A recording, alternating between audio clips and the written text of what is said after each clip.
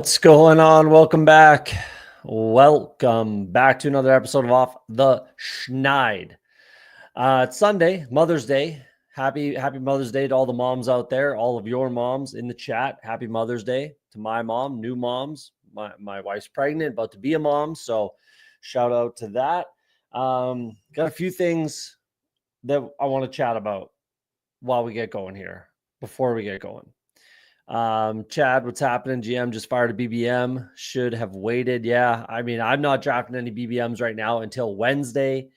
And we're going to have an episode on Wednesday night talking about the schedule drop, schedule release, and all that stuff. So, yeah, tune in on Wednesday. This Wednesday should be 10 p.m. Eastern is when we're going to do it, right after a fan speak episode that I'll be making an appearance on that beforehand. So before I'm live on Wednesday, check out fan speak, and we should have some fun over there.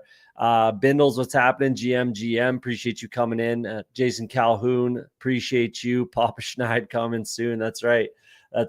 So, all right, let's get out the soapbox as promised. We're gonna be chatting about a few things here, some stuff going on in the best ball fantasy world, as always, that's kind of grinding my gears. So we're gonna chat about that quickly. Like I said, little soapbox moment, like I always do. So first things first, Derek Carr retires. That's an easy one to talk about. I guess he really was hurt. Not shocking. I didn't like, there was obviously something going on. Obviously the severity was the question mark. What's the severity? What's the timeline? Does he need surgery? How long will it be out? And so on and so forth. So obviously it was very serious, on his throwing shoulder. He's 35 years old. So, a full year off, the recovery, all that kind of stuff. Not super shocking that he does retire. I mean, it was surprising. I wasn't like completely blown away shocked, but it was definitely surprising.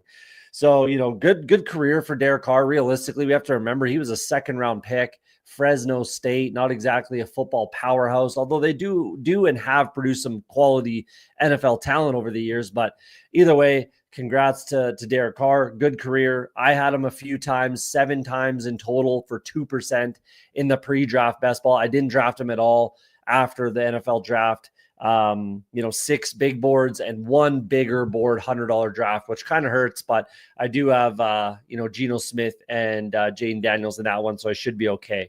Good day. GM Hartman, appreciate you coming in. Putt Daddy, what's happening? Appreciate you. BBG's in here. GM, smash the like, please. Fantasy Football Garage. Those two are going live in about a half an hour here. So that should be a fun episode on the fantasy. No, it's on BBG's channel, I believe. So go, I'm sure you're following BBG. If not, go follow BBG. Check him out after this show, of course. Sorry, but wait till we're done over here, and then go hang out with BBG. Actually, Pat on the Dog Pound's going live after this, and I'm probably going on that show. So go over there instead. Sorry, BBG, but either way, let's get into it. So Derek Carr retires. Not the end of the world. Doesn't change anything for me. Honestly, it doesn't change my rankings, doesn't change my draft strategy whatsoever. I'm not drafting Tyler Shuck. I'm not concerned about the whole New Orleans Saints situation. It's I guess if you backdoor yourself or you miss out on all the quarterbacks and you have to put something together, you could do worse than Tyler Shuck, Juwan Johnson, maybe Brandon Cooks. If you had Olave already, Kamara, whatever, you could do worse, I suppose, but I'm not going to be drafting any Tyler Shuck. I've made it pretty known and obvious that that's not going to be part of my strategy. But there you go. It's an option. So, catch the recap, no biggie, definitely will be in there. I'll watch it back at 1.5. GM boys, great to be home. CBK back in the US soil, draft again. There you go. Next thing I want to talk about, there's 2 more things. The next thing is not the big one. The big one is the title of the show, the Cyborgs taking over the best ball space. But the second thing I wanted to stand up on my soapbox and talk about here is all these videos that are coming out, all these hype videos, all the fodder that's coming out right now. Like, guys, it's fucking rookie minicamp. There's barely any vets here. It's voluntary minicamp. Like, it's all rookies. Just because And the ones that are pissing me off, like particularly and especially, number one, Luther Burden. We're saying, oh, Luther Burden's the new Amon-Ra. He's in the slot. It's like, fuck, man. They don't know what these guys can do. They saw them on tape. They think they know what they can do. They hope they know what they can do, but they don't know until they get them on the field. Just because they're lining up wherever they're lining up right now in rookie minicamp, like, let's slow it down. That could just mean that he's the backup slot guy or the rotational slot outside, does a little bit of everything guy. He might line up in the backfield a bunch. Like, just because they're out there running these routes, doing these things early in voluntary minicamp, I'm not too concerned about it just yet. Like, it's really, really driving me crazy when we're talking about first team reps in fucking voluntary rookie minicamp. Like, that really means nothing to me. Realistically, it doesn't mean anything to me. I'm looking up the mandatory camp dates. That, like, as soon as we see some mandatory camp stuff come out, which is like mandatory minicamp June 10th to 12th, June 10th to 12th, June 9th to 11th. So June 9th, June. As soon as June comes, hit me with these videos. Hit me with what they're doing. Hit me with the hype videos. Hit me with he's the new this guy. You know what I mean? Absolutely. You know, we should definitely take note of it. Take note of where these guys are lining up and where they're playing and the situations that they're in. But I don't give a shit what they're doing in 7-on-7s, man. Like, it's just driving me nuts. It shouldn't change your rankings one bit. Do not adjust your rankings. If people are doing it, then take the falling value on all these other vets or whoever it is that's falling. So it's just mind-boggling how much you see people like pumping tires. And the other one that's pissing me off like crazy is the Browns talking about first team reps. Who's getting first team reps between Dylan Gabriel and Shadur Sanders? Who gives a shit? Like, and we're putting out Shadur Sanders hype videos where he's falling backwards, throwing off his back foot and throwing a duck. And we're like hyping up Shadur Sanders over here. Wild times. This is my least favorite time in best ball season and in fantasy football season. My least favorite time, because it's just absolute nonsense. And we're just finding things. I get it. We need content. I get it. Especially the content engagers. I get it. You need something to talk about. You need the clicks. You need the likes. You need the engagement. I get it. But fuck me, man. Like, slow it down with this shit. Like, Luther Burden's the new Amon-Ra. Like, maybe he is. But I don't want to hear that shit until it's June. Like, June 10th. If that's what's going on, if he's lining up in the slot and he's getting all the targets and that's the direction that it's moving, then sure, we can have that conversation. But as it sits right now today on May 10th, right? May 10th, whatever, Mother's Day, I don't want to hear it. It's just driving me nuts. It's driving me nuts. Let's take a look at the chat quick. I take everything beat reporters put out as gold. They were never exaggerated as meaningless, right? Absolutely, right? Never. They're not down. They're not clickbait. They're not just trying to get engagement, right? Yeah, that's a good one. Only thing rookie minicamp taught me is that Mason Graham is ass. Maybe he is. Maybe he's not. Maybe he's a beast. Like, let's slow it down. You don't like the young guys looking spry in shorts. It's like glorified combine, you know what I mean? Like, oh man, yeah, little soapbox moment. Yeah, there you go. QBs matter. Not Shadur Sanders or Dylan Gabriel, I'll tell you that much. There's my soapbox moment on that. So driving me nuts. I get it. Let's pay attention. Let's take a note. But like, it really doesn't mean anything. Really, it doesn't. In a month from now, that's when we'll start to pay attention, when everybody's in camp. Who's holding out, right? Is James Cook going to hold out for a contract? I don't know. Where is Aaron Rodgers going to be signed? Is he going to be in any camp, right? We'll see. Like, there's a lot of time. Like I've said before, I've started building my rankings about 103 or something like that into my rankings. So I'm pushing halfway there. once I'm done, and I want to get it done before the schedule drops, actually. I thought I wanted to wait for the schedule drop, but I changed my mind. I want to get my 240 probably, 240, 250 maybe, done before the schedule drops. And then I'm not changing it. I'm not changing it for months, at least until the mandatory minicamp opens June, whatever, middle of June. At least until that, and we get a little more clarity, we get more information, because between now and June, midway through June, nothing changes. We're not going to get any new information unless there's a signing or a trade or a legal issue that pops up, right? Which happens every year. There will be someone, and then we'll adjust from there. But other than that, nothing changes, and your rankings shouldn't either.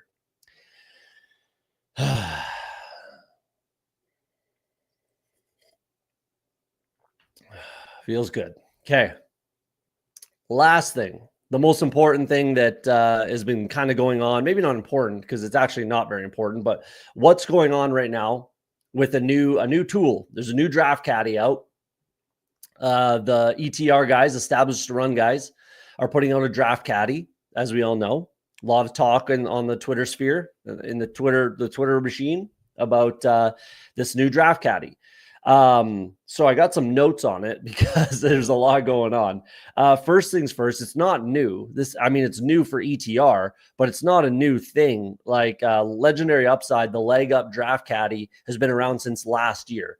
So last year's draft cycle, last year's BBM cycle, there was a tool that's basically the same thing, as far as I can tell, basically the same thing. So it's really not new. I know everybody's up in arms right now, but realistically, it's not a new thing. It's not a new product. There's been one out there. The second thing, I'll kind of start with this. Like, I'm perfectly fine with it. I really don't give a shit. I'm fine with the leg up caddy. I'm fine with the ETR caddy. I really don't care. Go ahead and use it if you want. The only thing that I would have a concern about is if it optimizes an auto draft feature, essentially. Like if it auto queues players and you can just click it on, start it, and then let it auto draft, and it sorts players and auto queues players, or it auto drafts. It's the same thing, auto drafts, auto clicks, whatever. As long as there's a human being deciding who to click and who to pick, that's all I care about. So I don't think that would ever be a problem. I don't think that would ever be a conversation. You'd always have to have someone clicking the button, and I'm fine with that. Next thing, in my opinion, I said this with the leg up app as well. I'll say it about this one. It's the same conversation. Realistically, they're pretty flawed, in my personal opinion. They're inherently flawed. And why are they flawed? Okay. We haven't, and we won't, and we basically cannot ever solve this game. Like, it's a season long, 17 week. There's a lot of things that can happen. It's very difficult to solve it. It's just extremely volatile. And then talking about the leg up tool that was available last year, take a look at Pat Kerrane's results. Take a look at anyone that was using the Legendary Upside draft caddy. And I'm not shitting on those guys at all. Like, Pat Kerrane won Best Ball Mania, so good on them. But look at their results from last year. So it's not a solved game. And you can't solve it because it's too long of a time period, and there's too much volatility in that time period. And there's more nuance to it, which we'll get into. The other thing is they rely on third-party rankings being input. So whose rankings is that? Is it? I'm assuming it's ETR's rankings, and I'm assuming it's Legendary Upside's rankings, right? So it's built into their own, essentially, opinion on whoever's doing the rankings. Is it just Pat Kerrane? Is it a team? Is there 6 guys that do rankings and then it just kind of accumulates from there? I have no idea. Same thing with ETR. I have no idea how they develop their rankings, but they do whatever they do. And then that's the ranking setup that's basically input into their tool, right? So the only thing that would make it like maybe attractive to someone like me is if you could like change the rankings or upload your own rankings into the tool and then have it go from there, then maybe you would be, happier with the tool. It would be better, whatever we want to call it. I don't know. And the other thing, we have no idea what the strategy is going to be year to year to year. So looking at, let's pull it up. I'll pull up Billy Jones. So if you don't follow Billy Jones, go follow Billy Jones on Twitter at SportsVizBJ. Go follow him on Twitter. Looking at, this is something, a chart that he put out recently, and he shared it on his Twitter. So go find it, and you can definitely take a look there. Basically, it was the structures. This is through 10 rounds, but he did through 6, 10, and then I think also for the entire tournament.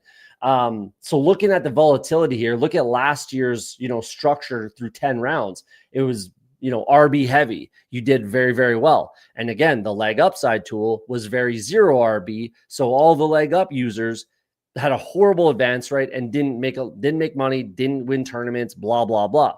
So again, look at like 2 years ago, pretty volatile all over the place, but it was less solved, less information. Then we thought we had good information here, right?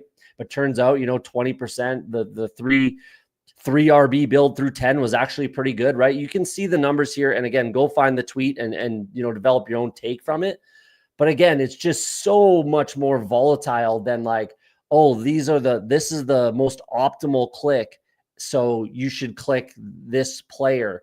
The other thing, the other concern, I guess, that people have with this tool is it will bring up the floor of draft rooms, right? It'll bring up the average drafter's skill level, essentially, which it does. That's true. I definitely agree with that. So it would create better or higher, floor drafters. That's a fact.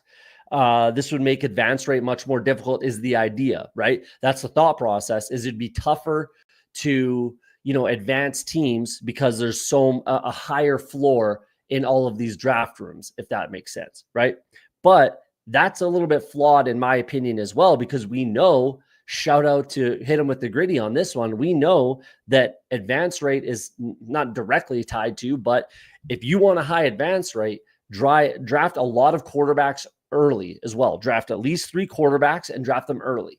That's going to be a high advance rate strategy. Are you going to win a lot of tournaments? Not very likely, right? But you can advance a lot of teams. So again, we know that because we've seen it with Hit Him With the Gritty, who advanced 83 out of 150 teams in the big board. It wasn't in Best Ball Mania, but it was in the big board. I'm not sure what his advance rate was in the big board. If he was doing the same strategy, I'm assuming it was quite high. So there's that. It's just inherently flawed. So my thesis on this, will it make bad or experienced drafters more capable? Yes, it will. Unless you can change your own rankings or upload your own rankings, all the drafters, everyone that's using this tool will be steered in the same or a similar direction. If they're all using the same rankings, and this is something that people have said on Twitter, and I agree with, if the strategy remains the same and the rankings remain the same, then everybody's going to be steered in the same exact or a similar direction at each, let's say quarter of the draft, right? You're going to be steered in the same direction. There might be some duplicate, literally duplicate teams. So it also depends on the strategy that's built into the tool. So like the chart that I just showed you, is the strategy that's built in, is it 0 RB? Is it hero RB? Is it anchor RB? I don't know. Is it 0 wide receiver? Is it bully quarterback? Elite tight end? What's the strategy? I don't know. Can you change it? I don't know. I don't think so, right? So if you can't trade, you'll end up with an uneven or flawed portfolio is what I'm getting at, right? When I always talk about it, when I build my portfolio, I like to go through it and make sure I know kind of where I'm at with each kind of build. I do have a general strategy, and my strategy this year is a bit of a anchor hero 0 RB. I like to have 2 RBs by pick 6 and then maybe 3 tops by pick 10. So I don't know what you want to call that. I don't know all the acronyms, but whatever you want to call that, that's my strategy. And I've said it a lot on this channel. So can I change the strategy of the tool? And can I change the rankings that the tool is using? I don't know. I personally don't see any value in this tool. I really don't. For someone like me, I think if you're brand new, I think everybody in the chat right now and anyone that's in BBG's chat, PPR Tyler's chat, Fantasy Dog Pound chat, anyone that's in the chats in these best ball streets, I don't think it makes sense for you to purchase this thing. I really don't. I don't think it's going to make you a better drafter. I think at the end of the day, like I always recommend, I always tell everybody on this channel, I always recommend do your own research, develop your own player takes, do your own rankings, and then certain overlays like Best Ball overlay, which I use now. I've used Spike Week in the past. I like both of them. You know, you can manage your portfolio. And that's really all it's about, is managing your portfolio and making sure that there's not a ton of gaps in your portfolio. And that's really all we need to worry about.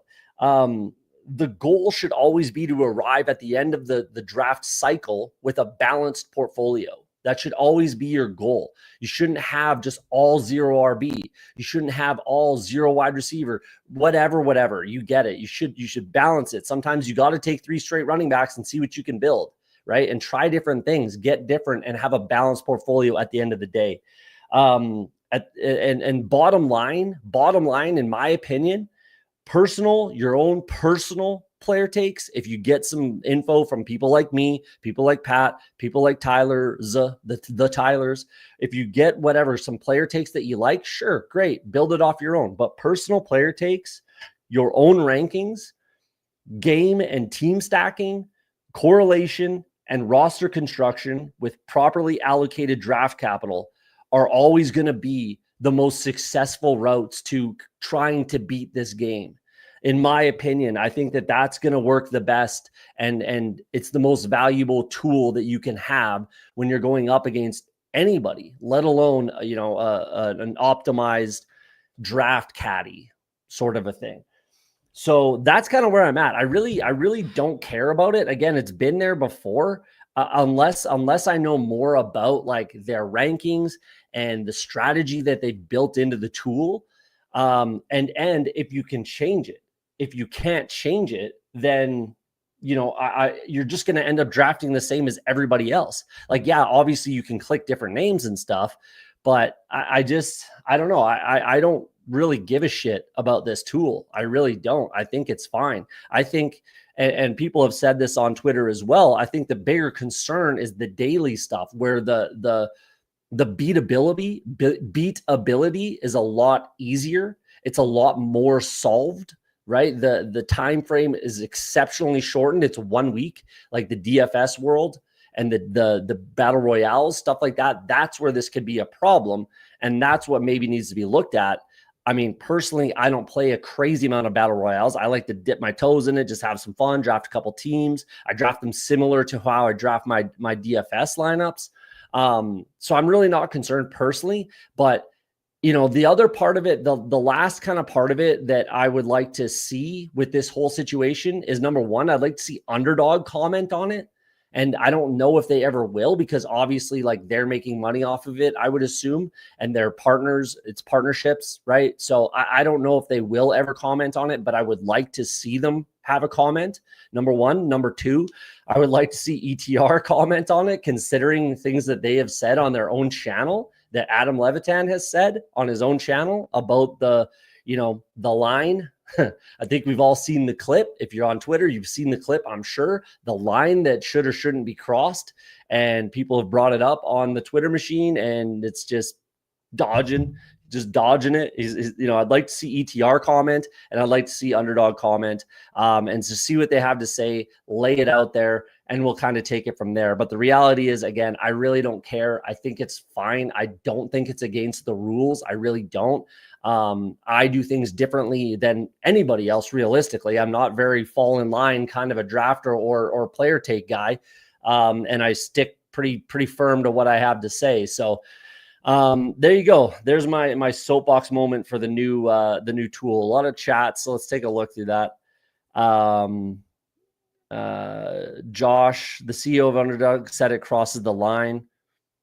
If you're talking about Pat, that's not really what he said, but, I don't know if you're talking about Josh or Pat. If you're talking about I don't know if you're Jaw. I don't think you're the other guy in Best Ball Overlay. I'm not sure. Maybe you are, but Pat didn't really say it crosses the line. I don't think. I think he had a similar take to me. But again, I'll be going live on Pat's show after this, I think, anyways. I haven't gotten the link yet, but we'll see. And then we'll chat about it again. That's what his show is going to be about as well. So there's that. I think you just pick the rankings to use. So someone else's, again, can you upload your own? Can you change the rankings? I have no idea.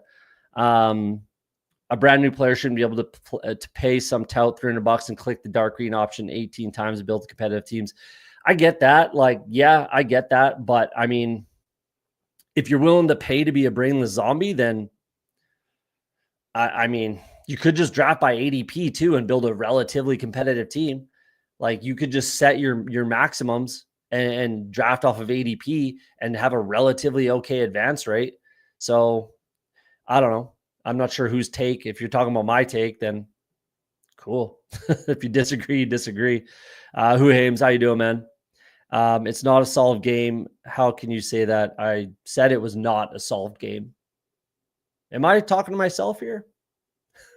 It's not solved at all. That's exactly what I said. It's very, very, very, very, very far from being solved. And I don't think it's solvable, actually. I don't think it's solvable at all.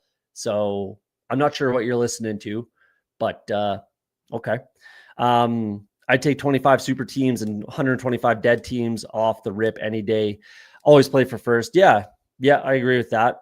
I mean, you want a lot of shots. Like as long as you have properly built teams, correlation, blah blah blah, game stacking. We talk about it all the time, and certain, as long as you have properly built teams at a good advance rate, you give yourself as many shots as you want or can, right? New tool come out, or just talking about the old tools? No, the ETR, the established to run tool came out. It came out in the last week, couple days. It's basically the same as the legendary upside tool, the draft caddy, and there's all kinds of rumblings on the Twitter machine. So I figured we'd talk about it here. The new ETR tool disbanded, bringing up the AI machine. None of this matters. The CEO of Underdog said it crosses a line. They need to update their stance or sack up. I mean, again, if you're talking about Pat, Pat did not say that. So I don't know what you mean. But again, I believe I'm going on his show after this and we'll be talking about it again. So we maybe tune in and we can see. Also love your content, not just this take. I'm not sure what you might be hearing wrong or misinterpreting what I'm saying, but there's also a difference between Pat's slappy takes and ETR projections for sure. Tyler, what's happening, man? Ian Cowboy, welcome in. I think the take, it's bad, so it doesn't matter, is so unbelievably short-sighted. Why? Like you tell me why that's short-sighted. I don't think it's bad. I think it, again, creates higher floor teams. That's great. Like, again, we have a sample size from last year of this tool being used and it not succeeding. So, I'm not too worried about it. I'm really not. Again, it's more concerning for the daily players, way more concerning for the daily players than it is for season-long best ball. Again, the parameters that I laid out, roster construction, game stacking, team stacking, things like that, allocation of draft capital, all those things matter to me a hell of a lot more than some fake ass rankings machine telling me who the most optimal, in their own opinion. It's someone's opinion. I can give you my rankings and then draft with my rankings. And then are you better than the average bear? I don't know. Like, I'm not saying you would or wouldn't be. I'm not sure who Jeremy L is, but yeah. I doubt many players are paying for the expensive tools that weren't already aware of optimal drafting, barrier to entry. Exactly. That's what I'm saying. Like, no one in these chat rooms, no one that's in the best ball streets is using these tools. I wouldn't, and I don't think anyone in the chat would be. So, yeah. Yeah, it's way out of order. Okay, I don't get what you're getting at. Weird that people are so up in arms considering this tool is similar to leg up tool. Exactly. That's what I've been saying. It's not new. One came out last year exactly like it. So yeah, there you go. Like they're getting more available and they're getting a little more like nuanced and I guess smart, I suppose. Oh, the CEO of Underdog. I got you. I thought you said dog pound for some reason. So close. I thought you were talking about Pat, his tweet from the fantasy dog pound. Did I say underdog? There you go. My bad. Draft tool, Sunday school, swimming pool. It doesn't matter. Wilson 5. I like it. I like it. Having 1v1 with this Josh dude. He's gaslighting you. Fair enough. This is true. This is true. If it's any comfort to folks, ETR's ranking sometimes different from my own, so that shows they are fallible. Absolutely. Absolutely. So that's kind of where we're at. I don't think there's honestly value in the tool. I felt the same way about the leg up tool. I still feel the same way about the leg up tool. I don't want or need someone else's opinion and rankings telling me what the optimal pick is at a given moment, because I don't know what how it's weighted. How is it coded, right? Does it weight stacking or correlation or roster construction? What's weighted more? I have no idea how this tool is built.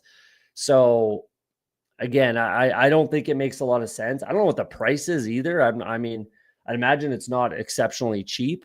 But I would imagine it's more expensive than Best Ball overlay and the Spike Week tool and stuff like that. I do think the rankings, you can make them whatever you want. Okay. So yeah, if you can upload your own rankings, then maybe it's a more viable tool. But again, like what's the difference? Like if you're using your own rankings and you're using like a overlay like Best Ball overlay or Spike Week, then why not just use your rankings and that and correlation? Like again, the overlays that exist, they tell you who plays who in week 16, 17, 15, and you can just know that anyways and not use a tool at all and just use your rankings. So, I mean, it would be more viable of a tool, I suppose, but I still don't think it makes a lot of sense personally, but it is that would be better if you can do your own rankings, change your rankings, upload your own rankings, whatever it is. It would make the tool more viable for me. But again, what's built into the intelligence of the tool? Is it prioritizing stacking, correlation, roster construction, draft capital, all of it? What's the weights? I don't know. So it's in the leg up range of upper cost. Yeah, $40 a month. It's not nothing, but let's get into a draft then. Let's put this all to use, I guess. Let's get into a puppy. Still waiting on we'll do a 30-second draft clock in the puppy. So if you want to jump in, 30 seconds, not 20. Waiting on 9. So tons of space. Yeah. That's my soapbox moment for the day. A couple soapbox moments. If you're still with me, hit the like button if you don't mind. If you're new to the channel, you like the content, hit the subscribe button. We'll be drafting all best ball summer, hot best ball summer, having fun, drafting. It's going to be awful for the daily contest. Yeah, exactly. That's what I've been saying. I don't know if you just popped in there, FK. Yeah, I don't know if you just popped in, but that's what I was saying. That's the problem. That's where we need to be concerned, is the dailies, the BRs, right? Again, I don't play a ton of battle royales. I might play like a few, 5 or something a week just for fun. I do DFS, and then obviously all the best ball that I've done over, the thousands and thousands of dollars I put into best ball. So it's not going to bother me too much with the BRs, but for the integrity of the game, I'm definitely concerned about it for the weekly stuff. So we'll see what happens. It'd be such a great bet if you open the draft. Yeah, that would be hilarious. I got a new tool, guys. It's fantastic. Promo code OTS on ETR. That would have been a good bet. That would have been good. I ain't afraid of AI and optimizers. Terminated top me machines are beatable. Absolutely. Yeah, I'm not really worried, man. I'm really not concerned. Sorry for the late comment. Looking forward to some more more stream drafts. No worries. That's what I was saying too, is the daily stuff is the concern, the weekly, daily, whatever. That's the big concern with this tool. We've got in the drafts Mr. Pickles Party Timmy. Wow. Champ X in the 4 spot. On Real Time in the 6 spot. Green Bean in the 7. We got King of Kings. Frank's in the 8 spot. Here on River Rat in the 10 spot. Chaz Michael Michelson. I can't remember your name on, or that's CBK, right? That's CBK in the 12 spot. I think that's just Who's Your Daddy? Who's Your Daddy 420? I like that name. Might be in the chat. I don't know. If you're in the chat, I didn't name you. Let me know. We should have time to go over teams. I'm just going to do one draft tonight. And then I think I'm ripping over to the Fantasy Dog Pound channel after. And we'll be talking about the same sort of things over there. Thad is on Real Time. I think it's just on Real Time, not one Real Time, but that's all right. We've got, you want me to zoom in a bit? It kind of makes my screen smaller on the, there we go. Is that better? You're probably on your phone. I get it. 30-second clocks. We should be fine. I do have my rankings up for the first 100 or so picks. Do I want to go Puka or Monroe? Let's go Christian McCaffrey. Let's do that. Let's have some fun. I'm going to be getting a lot more Christian McCaffrey in the next little bit. I kind of wish I was drafting BBMs right now, because I think his ADP is going to slide up. He's already into the first round right now. Yeah, comfortably. Well, relatively comfortably pick 12, but he's rising. So he probably gets up to I don't know, where did I just have him? Pick 10 or something like that. I think that's where he probably gets to, ADP of 10. I think he should be going ahead of Genty personally, and I might have him ranked that way. I can't remember. But yeah, I think he's going to slide up the board. So I kind of wish I was drafting BBMs right now so I could get a few more shares early. But we'll take it from there. And this is why I want to get my rankings in. You can obviously toggle between your ranks and the ADPs and see where you're getting some value, blah, blah, blah. You guys know the score. So that's why I want to have them in, and have them done before the schedule's released so I can draft accordingly. So, I mean, could finish RB 1 and 2. Not very likely, but let's just do a little bully RB style. There we go. Zoomed in a little. Hopefully it helps. Yeah, zoomed in a bit. Nick's in here on Real Time. I got you.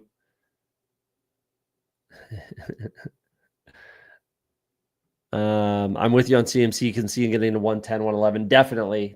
I think he should be going higher than Genty. I really, really don't understand why Genty's rising. Nothing changed basically pre-draft to right now. Nothing changed. We knew he was probably going to the Raiders. It was a good play, landing spot. We knew all that. And then he goes there and he rises. I don't really understand that. I'm taking Malik Neighbors ahead of Genty for sure. I think McCaffrey makes more sense to take ahead of him. I think Puka, I think Amon-Ra all make sense to take ahead of Genty. And then I have Genty after those, I believe. And if not, I'll probably adjust my rankings a little bit. But yeah, I definitely think that CMC rises as we move throughout the summer. He's one more TikTok hype video away from being the 105. Definitely. Yeah. I mean, I was kind of pumped up after George Kittle said, I don't know if you guys remember, but there was a stretch there where George Kittle was a little bit injury prone.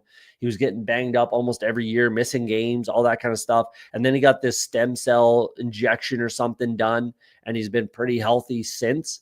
And as far as I've heard, Christian McCaffrey got the same sort of thing done.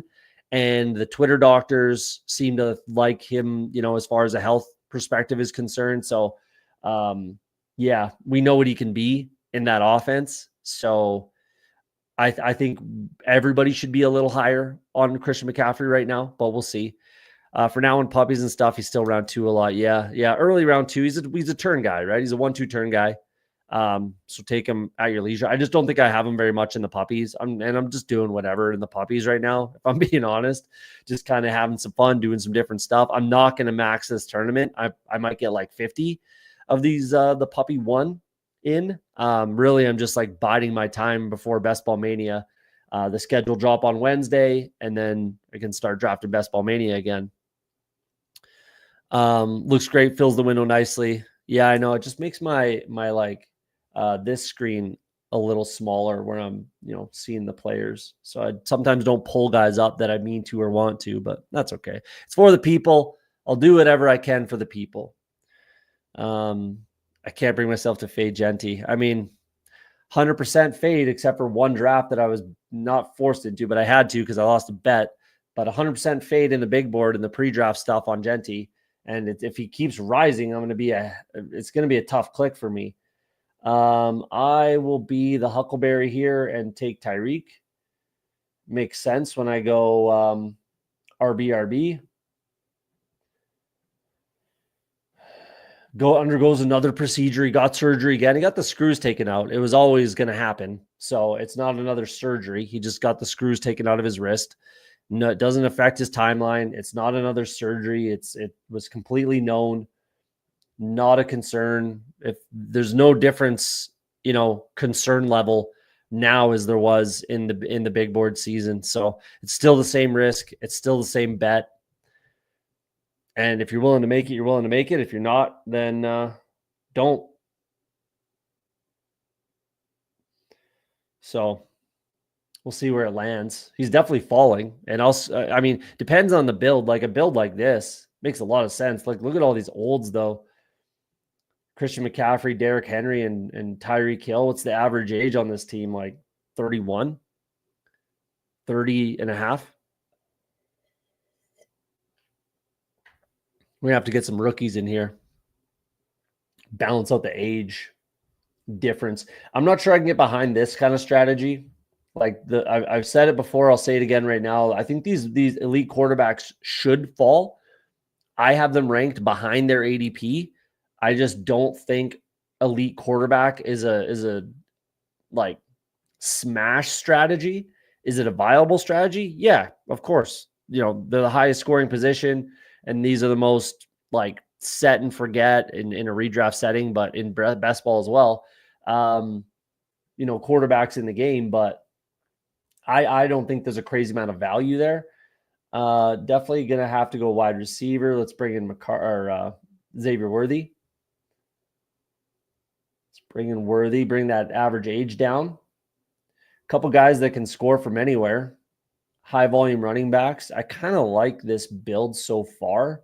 And this is the kind of stuff, like I was saying, balance your portfolio, do things differently. That's going to be your best friend, your best tool as far as, best ball strategy, in my opinion. Slightly worse bet because the O-line did not get a ton of help. Yeah. Post-draft and free agency. Yeah, you could say it's a worse bet for Genty now. If they went Genty in the first, O-line in the third and fourth, something like that, help that offensive line out because it is still a little bit shaky. Mind you, didn't they get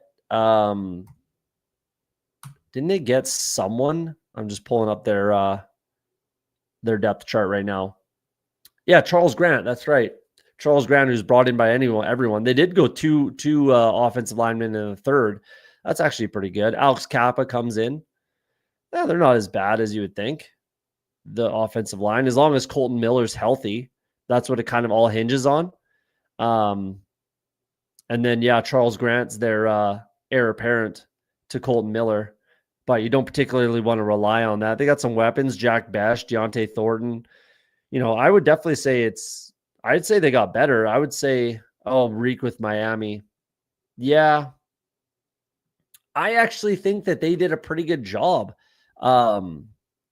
addressing the offensive line for what they could do, right? Like Jonah Savinai, I can't say his name, comes in, but Larry Borum is a quality swing tackle. It's not exactly someone you want to rely on, as we found out with the Chicago Bears, but if he's your swing tackle, you could do a lot worse. That's for sure. I think Patrick Paul is like, I know for a fact he was one of the best pass blocking left tackle prospects in the draft last year, second round pick last year. If he can be that guy, obviously it's a pretty big unknown. So that's the concern. Liam Eichenberg is still there, who can move around a little bit. Jackson Carman, former Bengal, can move around the offensive line a little bit. And then Austin Jackson's still there. Aaron Brewer's fine. James Daniels is good, but he's coming off, a season-ending injuries. I believe it was an Achilles tear. Now he's coming back. I actually don't think that Miami's offensive line is in the worst spot possible. Plus, their defense is a giant bag of shit, especially on the back end. If Ramsey's there, cool, but we know he's on the trade block. So if Ramsey leaves, even with Ramsey, it's still not a very good defense at all. So I think the Miami Dolphins are going to have to be throwing the ball a ton this year. But we'll see how that kind of shakes out. I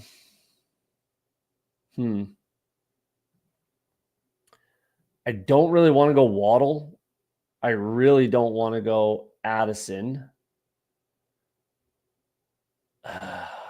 Burrow is tough for me to not click, but I'm not going to do that. I'm going to go Rome Odunze. I'm probably going to have 1,000,000% Rome Odunze if this is where his ADP stays. I'm going to have a lot of Rome Odunze, but I kind of have to catch up at wide receiver anyways. Like, I'm going to have to, I can steer clear of running back for the majority of this draft. So we'll see how that shakes out. When you go light at wide receiver early, does that change the archetype of wide receiver you aim for later? Absolutely. Yeah, absolutely. I wouldn't say Rome, but like Jerry Jeudy, yeah. Jacoby, I think, is a good click. I like Rome a lot, but yeah, over Debo, yeah, I would change the archetype for sure of who I'm looking for. Like Cortland Sutton is a quality click, similar vein that you're getting at, basically. So absolutely it does. Or like guys like Xavier Worthy, or later in the draft, like an Alec Pierce, stuff like that, like, or Josh Palmer again later in the draft, where you can get guys that are just like spike week guys. Hopefully you've gotten yourself a few floor play wide receivers that can crack your lineup the majority of weeks.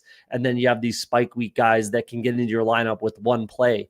Right. So absolutely. And I like to kind of mix in the archetypes, whether it's, like a Jacoby, a Jeudy, a Sutton, or like a Worthy, a Palmer, a Pierce, right? Stuff like that. I would have taken Burrow if he made it around the turn there. ADP.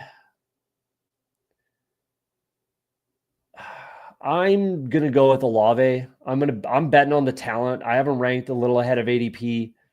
I'm betting on the talent, and they're gonna be horrible.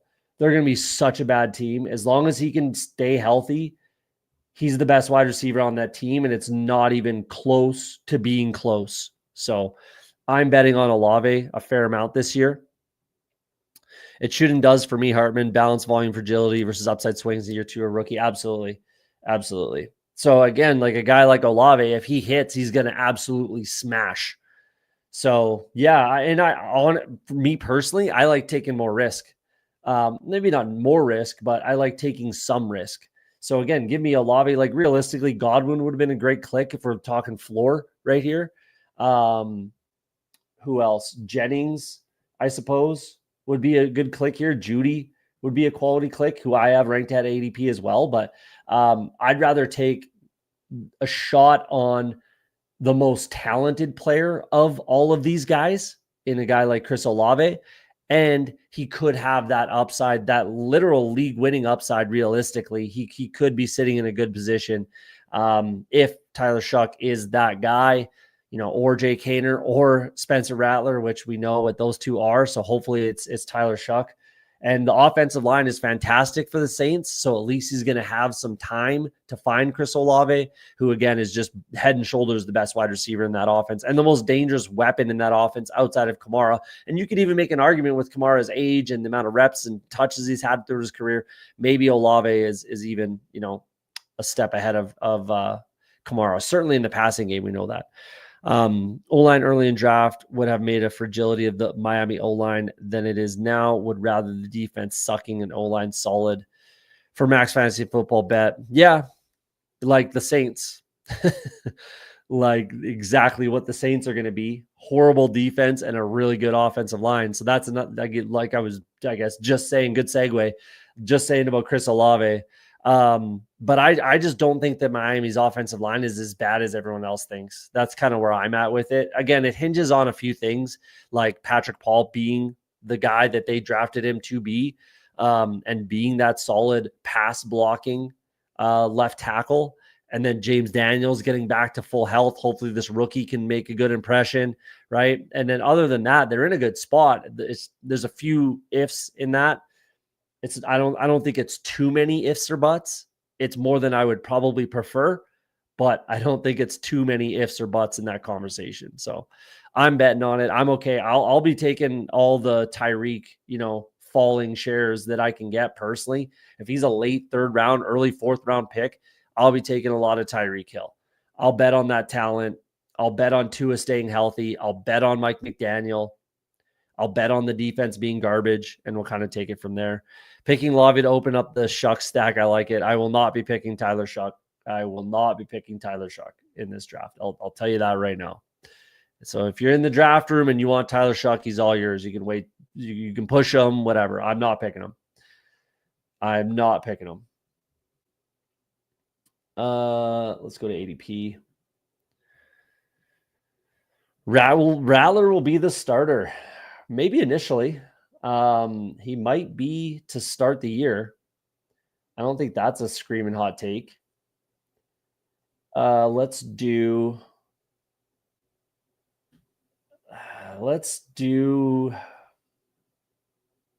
Ricky Pearsall. Let's do that. I shouldn't have actually gone that route with McCaffrey. Okay. But we can bet on the offense.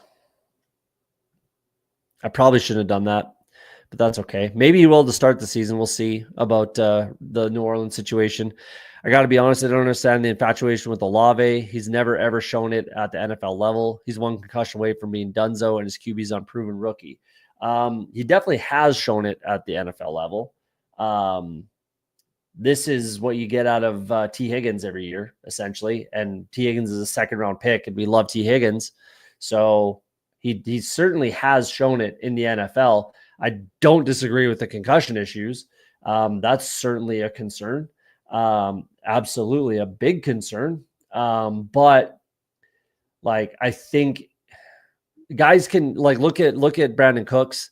Guys can have concussion concerns and come back from it. Oh,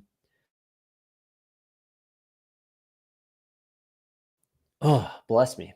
We're going to bring in Patrick Mahomes here. If he's going to fall, I have Worthy. If he's going to fall, I'll scoop him up. Let's get Mahomes. So he definitely has shown it. He definitely has the skill level for sure. I was a massive believer in Chris Olave in the past. They've been a little bit better defensively than they will be this year. This year is going to be an absolute hot mess defensively. And again, I fully admit it is a risk. It's absolutely a riskier pick. Like I said, Chris Godwin is a more secure click in the same spot than Chris Olave. So is Judy. So is probably Juwan Jennings. But I'm going to take a little bit of risk betting on the talent. And I think that if Chris Olave is the guy, he could be league winning as a 6th round pick. He was a 2nd round pick last year, I believe, 2nd, maybe 3rd. He could be a league winning type of a, asset in this format as a 6th round pick, especially when I start running back, and I need to catch up at wide receiver. I'm going to take those shots on what I perceive as potentially being a league winning type wide receiver. So That's my take on Olave. If you disagreed, go ahead. You're free to, and I won't tell you you're wrong. That's for sure. I know you're pretty down on JJ McCarthy overall. Where are you at on Penix, who goes in a similar ADP range? I like Penix a lot. I think like offensively, they're in a similar system, like almost the same system. Actually, they both are from the McVay tree. Zach Robinson comes from the Rams, the McVay tree, right? Obviously, Kevin O'Connell comes from the Rams and the McVay tree. So it's a very, very similar system. And just looking at the college production, like Penix was head and shoulders miles ahead of JJ McCarthy as far as a passer. And we saw him last year. We still don't know what we're going to get out of JJ McCarthy. Plus, you throw in a relatively big injury, like torn meniscus, I believe is what it was. Like, that's a pretty hurtful injury. And don't get me wrong, Michael Penix has had about 4 of those in his college career, but we saw it last year and it looked really good. So give me Michael Penix, and I'm quite down on JJ McCarthy personally. By starter, I meant Rattler will stay starting and drafted in the 8th round next year. All right. That's a take. I don't share the take, but have your own player takes. Draft Rattler then. I want to see you with at least 20% Rattler then. Olave is an elite separator and can draw big target volume. It just hasn't come together in spike weeks, but that's exactly how you extract value on a guy. Exactly. That's exactly what I've been that's what I've been saying. I agree with that 100%. Big, we're playing best ball, and he had 1 20-point half PPR game in his career. I mean, doesn't mean he can't do it. 1 20-point half PPR game in his career. I feel like I should, validate that, but I'll take your word for it.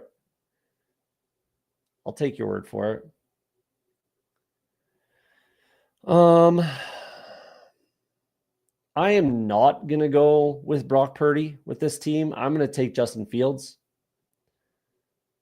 Or I could go Kyler. I just don't have any Cardinals. Let's go Justin Fields. If I'm taking a guy like Patrick Mahomes, I want someone who's completely opposite from him. And I can be done it too, and I will be done it too. This is the way I'm building this year. So to the Tyler Shuck comment earlier, I will never be drafting Tyler Shuck. Never. I've said it a lot. I'm going to be done drafting quarterbacks by this Michael Penix Tua range. And, there might be some oddball times where I have to take, Geno, Stafford, Young, Anthony Richardson, Darnold. But most 9.5 times out of 10, I'm going to be done by Penix, Lawrence, Tua if I'm stacking, and only if I'm stacking. Stroud, maybe, Love, right? I'm going to take 2 of these guys and call it good. That's my hard, firm strategy that I'm going with this year. And certain builds, a lot of starts like this. I talked about it on the last episode. I'm going to be starting a lot like this. I put a lot of, credence and work into the slide I showed earlier that Billy Jones put together. I kind of took some of that information and put together my own sort of structure that I want to follow.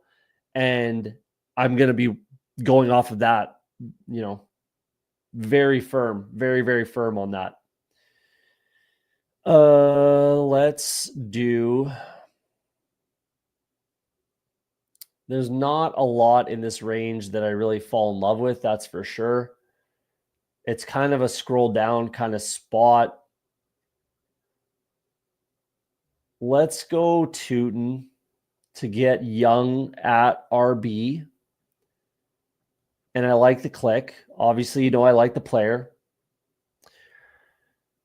And then let's see how this kind of comes together. This is the perfect time in the draft where I think we're going to want to start scrolling down. 10th round anyways, so it's fine. But I think that's where we're going to start to get your guys, scroll down, that sort of a thing. We'll see how it shakes out for the rest of the summer, but that's kind of where I'm sitting at right now. Up until pick 9, round 9, it's pretty straightforward in my opinion.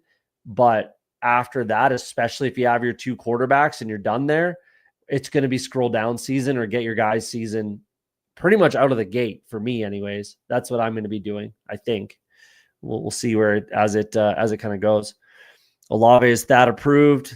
You heard it there. That stat is legit with Olave. Interesting. That's definitely worrisome. That's definitely worrisome. But I'm still buying Olave at his current price. Like, can Debo be league winning? Not very likely. Can Chris Godwin be league winning? I don't think so. Jordan Addison? No. Jerry Jeudy? Maybe, but I highly doubt that. Juwan Jennings? Nope. Right? I think Chris Olave could be league winning if he hits. Like, obviously it's a risk, and I know the risk. And I'm happy to take it. You know, I'm not taking like 6 wide receiver builds or something with Chris Olave, right? Like, this is going to be a 7 at least, if not 8 wide receiver room. So yeah, I'm happy to take the risk. This is a very risky wide receiver room already. That's for sure. Like Ricky Pearsall, second year, quite a bit unknown. Chris Olave, we've just talked about ad nauseum. Rome Odunze, obviously tons of second year player, tons of risk there. New receiving options, Loveland, Burden, we get all that. Xavier Worthy, obviously Rashee Rice is coming back, so there's some concern there. Tyreek, we all know about the risk there. It's definitely a risky, even the old running backs, like it's a risky build regardless, but yeah, it's $5 and I'm happy to take some shots, but I'm going to be betting on Chris Olave again. I just think that he's the only one in this range that possesses like league winning upside. So that's something that I am focusing on a fair amount this year, would be league winning upside. And that's what I'm looking for. That's what I'm after. Really kind of falling behind at wide receiver, but I'm not going to scroll way down for that. Let's bring in Ingram. He's definitely fallen too far. Makes sense for this team, for this build. Let's do that.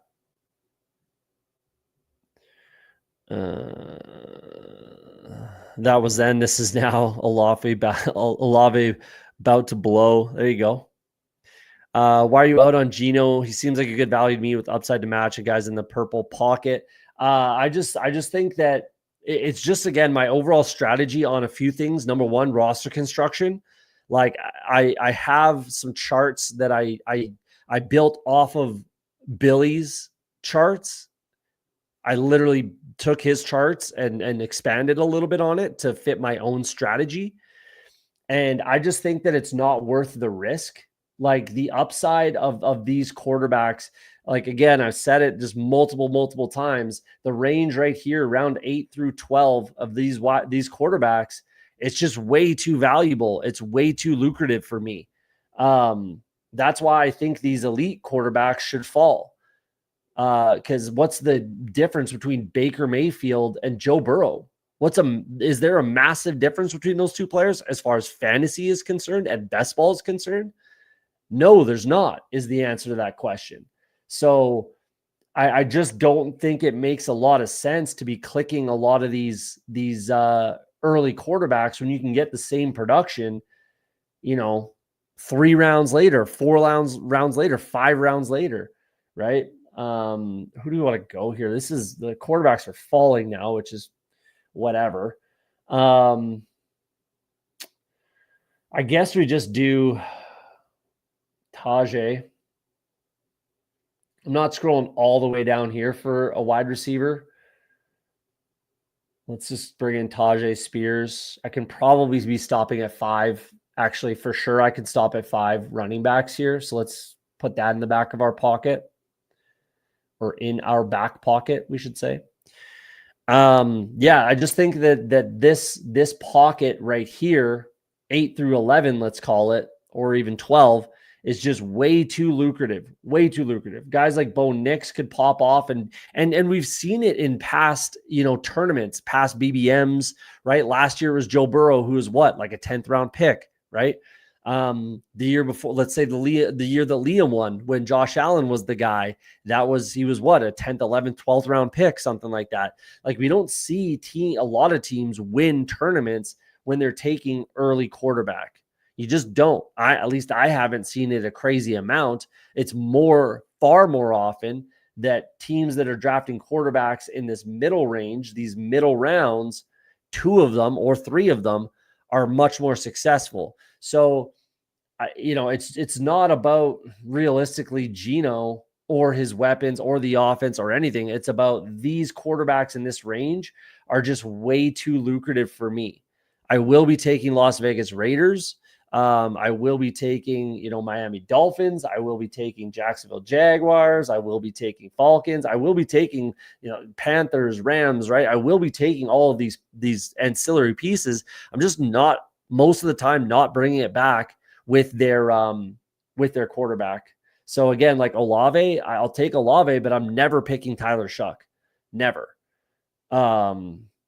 And that's about it, realistically. Like with Stafford, I really don't want to be taking Stafford at all, and I probably won't. I'm okay taking Puka and Devontae Adams and not taking Stafford. I'm fine with doing that. That's just what it boils down to. I don't like the late round quarterbacks. I don't at all. I don't think it makes sense. I think that in the range that they go in, right? Like that's where we're taking a lot of question marks. Rashid Shaheed, I'm going to have 0% Rashid Shaheed. Jaden Higgins is probably a little inflated right now. I think who's the other rookie? The other rookie going in this range who went way earlier. Wow, Trey Harris. I think he's inflated right now. I like Darnell Mooney. I like Josh Downs. I don't mind Pittman, but I don't love it. There's question marks with Mims. There's question marks with Coleman, although I do click all these players. There's question marks with Hollywood Brown. I do click him as well. Not very much. I'll have like 4% of Hollywood Brown probably, but the running backs are in a good spot. So I don't know. Like there's really, like it's either running backs or quarterbacks in this range. And that's basically what you've seen me do. Quarterback, running back, tight end, because there's nothing else to click. And then another running back. So that's what I'm doing. I'm taking early wide receivers, regardless of anything. I'm taking early wide receivers. And then in these middle rounds, filling it out with my, quarterbacks, third, hopefully not fourth running back, but here we are. And maybe some tight ends, correlation, bring backs, hopefully when we know, and we kind of take it from there. But that's just my general strategy, and I'm really just not moving away from it. I'm going to be pretty firm with that strategy. So we'll see. We'll see if it works out.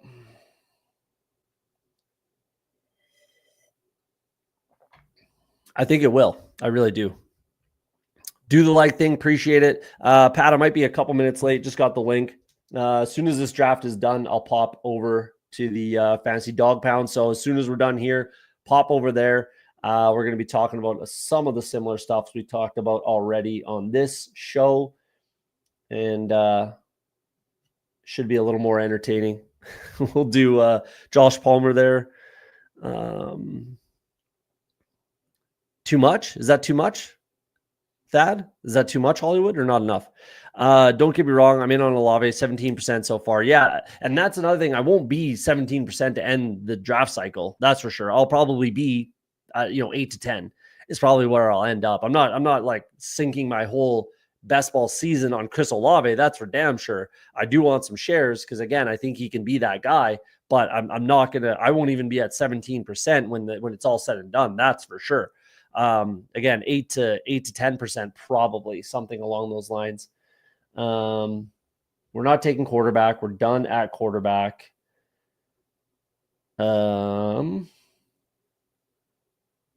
Yeah. Don't like my wide receiver position particularly. I'm going to bring in Pat Freiermuth. I think he's got a lot of value with Pickens gone now. I think Freiermuth should be above Ertz, Gesicki, Henry. Maybe that's a little bit of a pull up. No, 7 picks. We're fine. So there we go. Not enough Hollywood. You need at least 30%. He's about to blow. Everybody's about to blow, eh? You can have a lot of Olave and Hollywood Brown, hey? There you go. Tyler, what's happening? Appreciate you coming in. Smack the like button for me, guys. If you like the content, hit the subscribe button. We're well past 500 subscribers now. It's going pretty well. The content game has been fun since we started back up. We got over like almost 200 subscribers since we started back up in February. So appreciate you guys. Hit the like button, hit the subscribe button if you like the content, and we'll be here all summer long. As soon as this draft is over, I'm not going to go over teams. I know I said I would, but I'll be heading over to the Fantasy Dog Pound channel. It starts in about 10 minutes. So we'll see how long this draft takes. Hopefully we're wrapped up and we can jump over there and have a bit of a chin wag over there with Pat.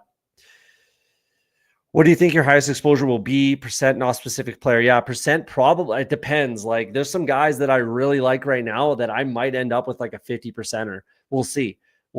And one of them I'm going to draft in this team. So I'll tell you more about that player when we get there.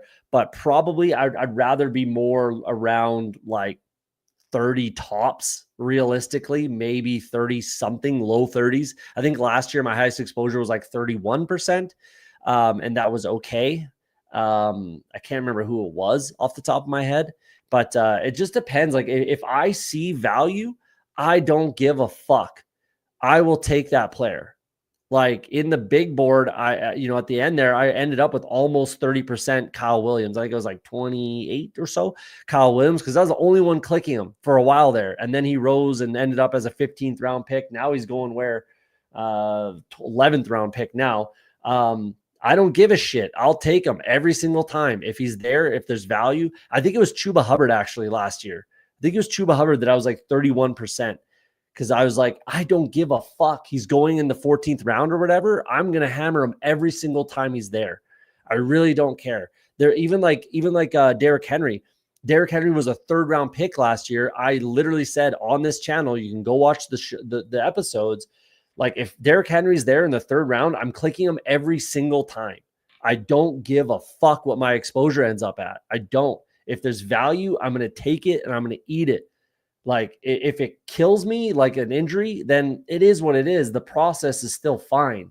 You're usually not wrong on stuff like that. Typically. Well, I haven't been. Hollywood is a bum now and always been a bum.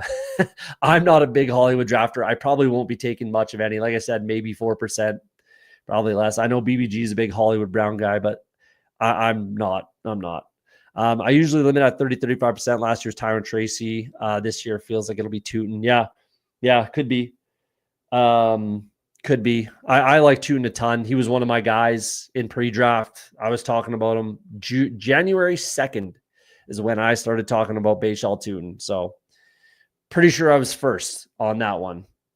But yeah, I don't care. Like again, like bottom line, I don't give a shit. If there's value, I'm going to take it. I don't care what my percent ends up being. I really, really don't. Let's go Mason Taylor. That's an easy click with Justin Fields and then bring him in as a rookie. That's a nice looking build right there. So let's do Mason Taylor. Done at tight end now as well. Have you ever had any big misses with exposures? I was getting there when Tim Patrick was with the Broncos years ago, and he was looking like he was going to be the guy. That was a guy that I was like, I don't give a fuck. I will draft him every time. I'm going to keep drafting him. And then he tore his ACL. That was what, like 3 years ago, something like that. I still had time to catch up. So that one hurt a little bit. Not really. Like Tank Dell was another one, but he was crushing it until he got hurt late in the season. So there's nothing I could really do there. I had like 20%, not Noah Gray, Gray, the running back for the Giants last year. Eric Gray. I had like 20% Eric Gray last year instead of Tyrone Tracy, but I still ended it. I didn't have any realistically any in the big board in Best Ball Mania over the summer, but in the big board season before the draft, I had a lot of Eric Gray. So that was a pretty big miss, but I still had 2 finals teams in the big board. So it didn't end up like killing me realistically. It's Keenan Allen here. I think that's just a smash with what I'm looking at in my wide receiver room and for the team. That's just an absolute smash click right there. So I definitely have had some misses, but nothing that's really like crushed me.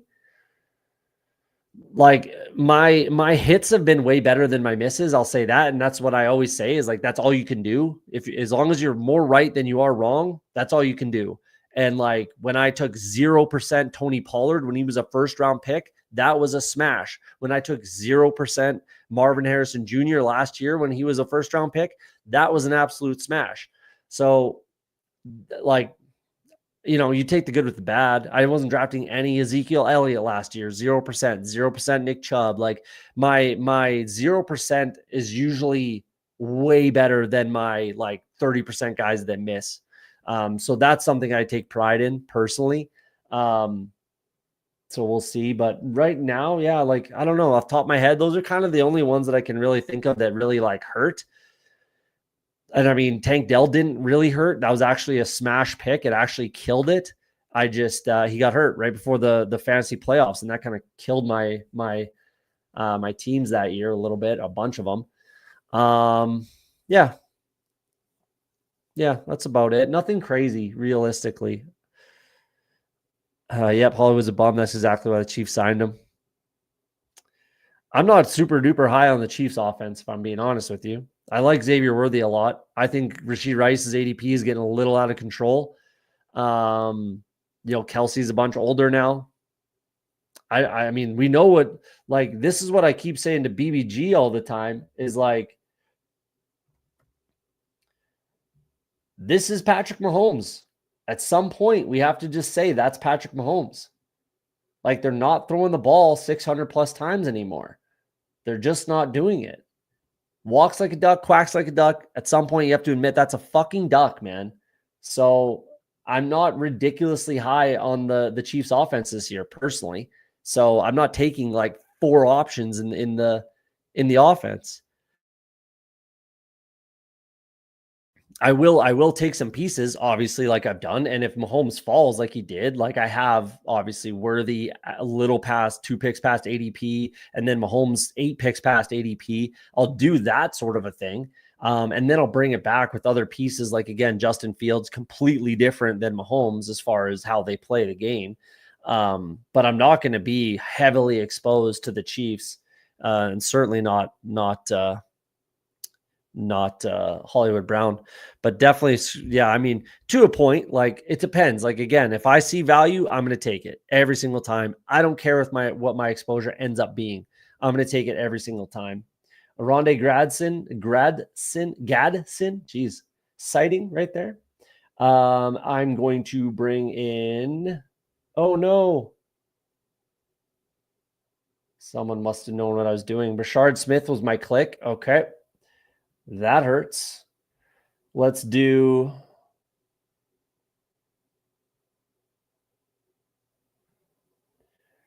Marshawn Lloyd. I think I'm still okay at 5. Brashard Smith, it was the guy that I'm like 50% right now. And I'm going to keep clicking if he continues to have value, in my opinion. And he does. So Brashard Smith is going to be my highest exposed, probably. He is right now, and if it stays the same, he's going to stay there. Rashee Rice, yeah, I didn't have much of any Rashee Rice last year, so that worked out pretty nice for me. Steven, what's happening, man? GM, Al Boogie's in the house. Appreciate you coming in. It's really plus EV to draft RB handcuffs on the same team. It depends. Like, I don't mind in certain offenses, and depends on the draft capital. So if it's like Kamara and Devin Lloyd, who's like still on the board, then you can get away with it. It also depends on your roster construction. Like I'm not taking Christian McCaffrey's handcuff. I'm not taking Derrick Henry's handcuff. Like Tajay Spears is the handcuff.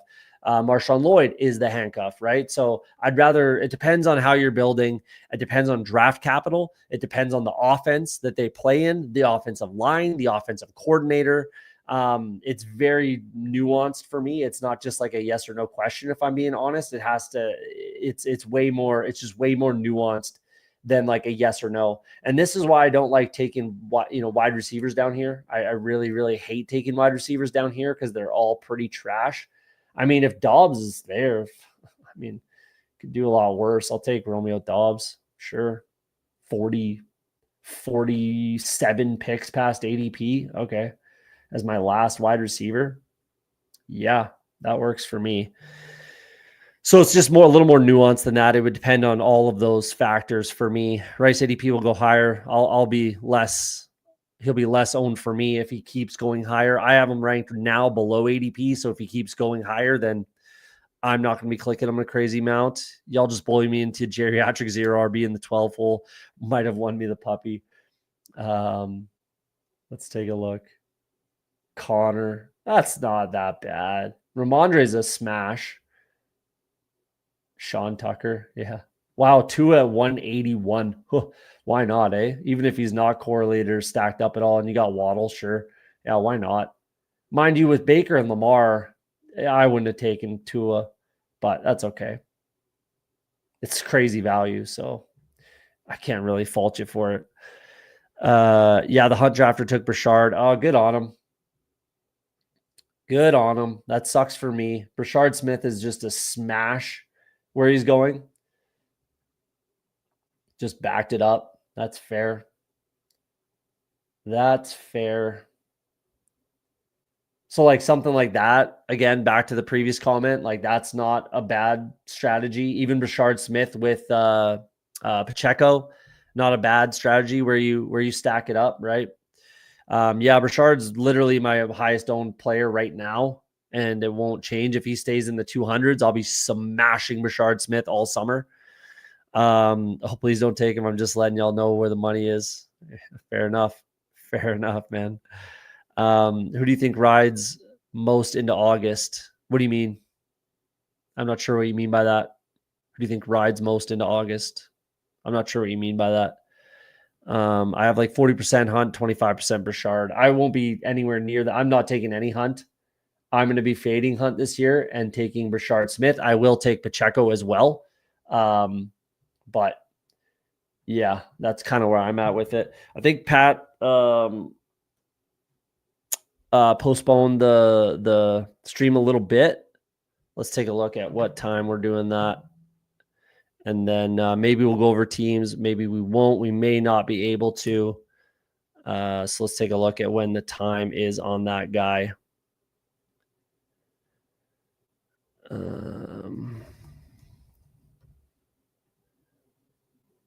Looks like we're going live in. Oh, we got a few minutes. 8:45 or 10:45, depending on your time zone, is where we're doing it. Yeah, 10:45. So we'll take another look at a few things. Appreciate that. You make a real argument that it's plus EV to take one Chiefs running back every draft. Yep, you definitely could make that argument. And if Brashard Smith is there at value, I'll be taking him every draft. So you could definitely make that argument for sure. Are you into the Broncos backup running backs at all? Everybody knows I'm an Audric Estime slappy. I think that there's tons of value in Audric Estime at the end of drafts. Mind you, I should have probably clicked him on this team. Yeah, I really should have actually, instead of Lloyd. Now that you say that, I already had Ingram. Okay, that's fine. I don't really want Ingram and Estime, even though it's fine. It would be fine, but I don't really want that on this team. So I'm fine with how that happened. But it would be a good click. I'm pretty in on Audric Estime. Not really Jaleel McLaughlin, because everything that RJ Harvey does, he does better than Jaleel McLaughlin. Everything that Jaleel McLaughlin does, right, it just doesn't make a lot of sense to me. But Audric Estime is that thunder piece, the Mark Ingram. I've been saying it for literally 2 years. Mark Ingram was my comp for Audric Estime coming out of Notre Dame.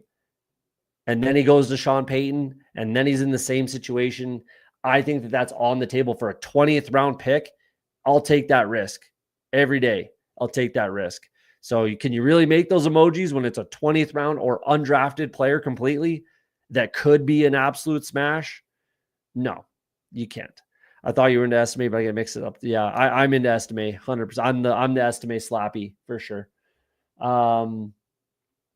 We got 20 minutes. Let's take a look at a couple teams here just for shits and gigs. We got Champ X, Bo Nix, Drake May, Penix. Let's look into it, but I think you could have stopped it too. Crazy value on the quarterbacks in this room. Gibbs, Irving, Montgomery. So the double stack Detroit. That's a situation where I don't necessarily think it makes a lot of sense. It does because like Montgomery's floor is still super high. And he does have that injury upside with Gibbs. So, it is fine, but I don't love doing it personally, but it is fine. I probably wouldn't do this. So now we're bought into 3 backfields essentially.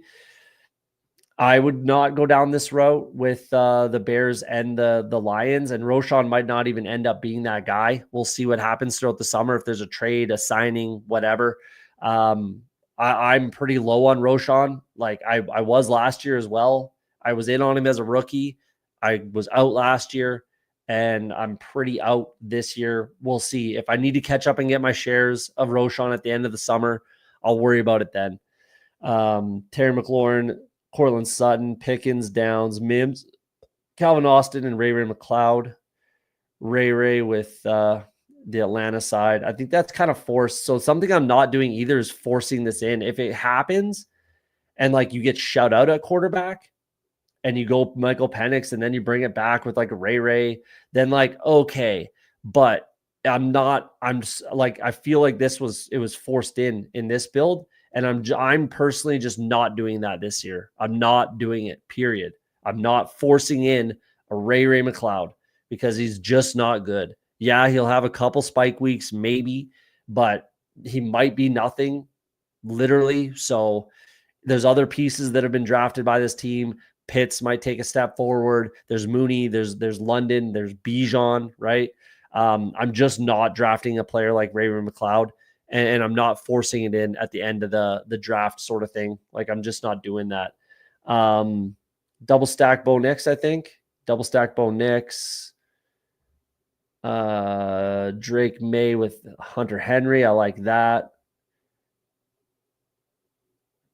Yeah. I don't know. I perceive it as a couple mistakes, but that's fine. Just my opinion. Don't have to take it. My first Roschon pick, trying something different, and Ray. Yeah. I mean, if you get shut out, I think it's fine, but I don't think you needed to do that with Drake May and Bo Nix. I don't think you needed to go down that road, and then you can get a better click or a different click than Ray McLeod. You felt like you had to because you had Penix naked, right? So I'm not doing that this year. I'm just not where I feel like I have to take whatever some player in the offense to correlate. I'm just not going to do that this year. And I was last year. So there you go. Dak Prescott, Geno Smith. I like that. I'm fine with stopping at 2. It's relatively fragile, but I don't mind that. We got Thad on real time here. We're going over. I don't mind that. I'm happier to do that than the 3 quarterback stuff, depending on what you do. Let's see how the plane landed. James Cook, Chuba Hubbard, Judkins, Aaron Jones, Rico Dowdle, J.K. Dobbins. I'm not drafting J.K. Dobbins. Doesn't mean it's right or wrong, but I like this room as a whole. I definitely like the room. CeeDee Lamb, Garrett Wilson, Darnell Mooney, Hollywood Brown, Cedric Tillman, Jalen Coker, Amari Cooper. I'm not drafting Amari Cooper either. I'm not drafting Westbrook Akine. Again, doesn't mean it's right, wrong, or indifferent. It's just not something I'm doing. So far with the single stack with Bowers, single stack with CD. There's nothing wrong with that. Single stacks are completely fine. Stacked up to Carolina. That's another, I don't mind that considering it's the offense. I don't mind the Carolina offense. I like the Carolina offense for running backs actually quite a bit. So I don't mind stacking it up, especially when it's a 6 running back room. So that's an example where I think it does make sense to take both the running backs in an offense, proper draft capital allocation. I think it can work. Interesting build. Green Bean in the 7 spot, 2583, Kyler Murray, Justin Herbert. I like that. I like stopping at 2. I like that. Genty, Hampton, Harvey, Harris, and Shipley. I'm not drafting Shipley realistically. Again, doesn't mean it's wrong, but I'm not particularly drafting him. A lot of rookies. That's fine. Solid offenses. Najee's not a bad click. You pair him up. Yeah, this is another example, but the draft capital is a little heavy. But I mean, again, it's the offense. You want running backs in a hardball offense. So I don't mind doing this, especially with 2 other rookies. Like, yeah, that I like that actually. I don't like Shipley, but I do like this room. I think it can definitely work. You're guaranteeing yourself a high upside running room, essentially, with the Chargers. And I don't mind that. Rashee Rice, Marvin Harrison, Chris Godwin, Matthew Golden, Trey Harris, Michael Wilson, Pat Bryant, Deontay Thornton, Kyler and Herbert. That's why we took Gadsden with Trey Harris. And then Marv, the single stack. I like that. A little bit fragile, obviously. Some question marks. Couple of Broncos betting on the offense. I'm okay with that. Definitely a little apprehension. Rashee Rice at pick 18 is not for me personally, but again, doesn't mean it's wrong. Ferguson, Strange, and Gadsden. I think that's fine to take Gadsden in a room like this. That works. That's fine. High upside Thornton. Yeah, I mean, it can work. It's a little fragile in the wide receiver room, in my opinion, but doesn't mean it can't work. There's 8 there, as much volume as you can really get. So I don't hate it. Let's take a look at Frank's team, King of Kings. Got to get out of here in about 10 minutes. Caleb Williams, CJ Stroud. I like that. Kyron, Kenny Walker, Charbonnet. That's another room that I like. I like a Kubiak running back system, so that works for me. Braylon Allen, Justice Hill, Woody Marks. Yeah, that can work. It relies on Kyron. This whole running back room relies on Kyron, and I'm not breaking news to you. So I like the Woody Marks with Stroud. I like that. Malik Neighbors, McConkey, DJ Moore, Deebo Samuel, Stephon Diggs, Jaden Higgins, and Jalen Knoll. I like doing that. Hopefully you didn't get a little too much Texans for me. I would not have brought in Schultz on this. Even if you stuck with Pitts and Auden would have been okay, or like a rookie or high upside type of tight end when you have the running back. Like I do like the Texans offense. I just think and it would have been fine with these 2 wide receivers, but Schultz I don't think was necessary in this for me. Single stack with DJ Moore, that's fine. I like this room a lot. This is a really nice wide receiver room. And then the tight end room is really good. I just would rather someone other than Schultz. I just think that's kind of too much of a bet on the Texans offense, considering what we've seen CJ Stroud do so far. But I don't hate it. You can make it work. Here on River Rat, we're going over to the Fantasy Dog Pound. So look, just if you don't follow Fantasy Dog Pound, you absolutely should be. Just Google it, Fantasy Dog Pound. Pat's over there. I'll be on with him in about 10 minutes here. It'll be a good chat. It's very, very entertaining channel. Definitely go over there and subscribe if you don't. Brock Purdy, Bryce Young, Matthew Stafford. I don't mind going 3 there. You kind of have to. I don't mind 3. Breece Hall, I'm super high on. I love that. Trevion Henderson, I like the click. Blue, Rashad White, Giddens, and McCroskey, or Ja'Cory Crosky Merritt. I'm not drafting Crosky Merritt personally. I can understand why people are, but I'm not doing it. I do like this room, though. Yeah, I quite like this room. That can really work. I like the quarterbacks. Puka, Brown, McMillan, Reed, Burden, Shaheed, and Thielen. Yeah. Yep. That can work. This is a nice build. Kittle and Ferguson. I like that. I like the build. This is a fun team. It can work. It can definitely work.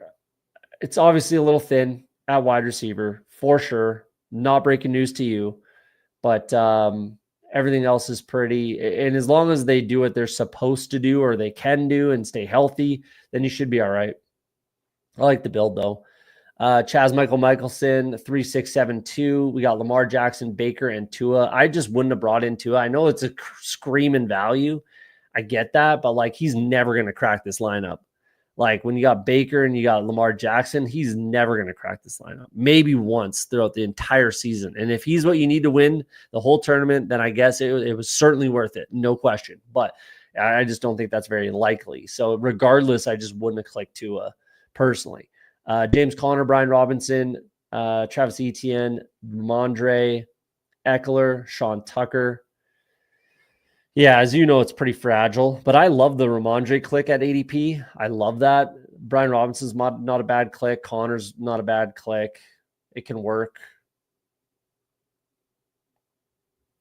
Yeah. Amon-Ra, Nico, Evans, Waddle, Bateman, McMillan, Hopkins. I like the wide receivers for sure. So, yeah, I guess throw another tight end or running back even at this is what I would have done instead of Tua. Andrews and Okonkwo, I don't mind that.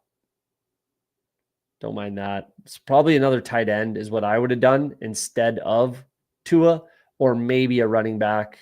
But you already have 6, so that's probably what I would have done there. The Dog Pound, great site for sure, 100%. Head on over there. We're going to wrap this sucker up. BBG is live right now as well, so appreciate you guys coming in, hanging out with me. Hit the like button, hit the subscribe button if you're new to the channel, new to the content. We're going to head over to the Fantasy Dog Pound right now. It's live in about 10 minutes. Head over there, join the chat. We're going to have some fun with that. This Wednesday, I'll probably do one more stream, probably tomorrow. I'll probably do a stream tomorrow night and then be off Tuesday, and then we'll have I'll be on the FanSpeak network before being live on my channel on Wednesday night at 10 Eastern is when we're going to do it. We're going to push it an hour later so I can go on the FanSpeak show, have some fun over there. And then we're going to talk about the schedule release. Big day for drafting on Wednesday. I think I'll have a couple guests coming on my show. So that should be fun. So tune in again, hit the subscribe button, hit the notification bell so you know when we're going live. We'll get out of here. Like I always say on Off the Schneid, if you're afraid to be wrong, you'll never be right. Hopefully tonight we were right. We win the puppy, and appreciate you guys sticking around for the soapbox derby that we had at the start of the show. Head over to the Fantasy Dog Pound. We'll see you guys soon. Peace.